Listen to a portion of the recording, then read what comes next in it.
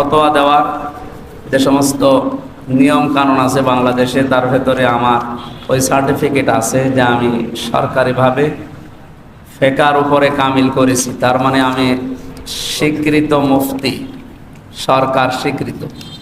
ফতোয়া দিলে এটা গ্রান্টেড হবে। আন্দাজে এক নাম দিয়ে দিলেই হইল। আমি আবার বলছি, ওনার কিছু মতের সাথে আমাদের কিছু মতের মিল নেই।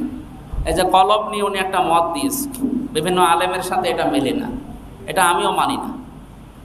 ওনার সাথে আরো কিছু কিছু জিনিস আছে মেলে না। হযরত ঈসা আলাইহিস সালাম যে উপরে গেছে, উনি আবার নামবে, এই বিষয়গুলো কিছু উনি ওনার মতো মত দিয়েছে, আলেমদের মতের সাথে ওনার মতের মিল নেই। তাই বলে উনি কোরআন মানে শুধু, হাদিস মানে না। না, হাদিসের নামে একটা বই বের করেছে।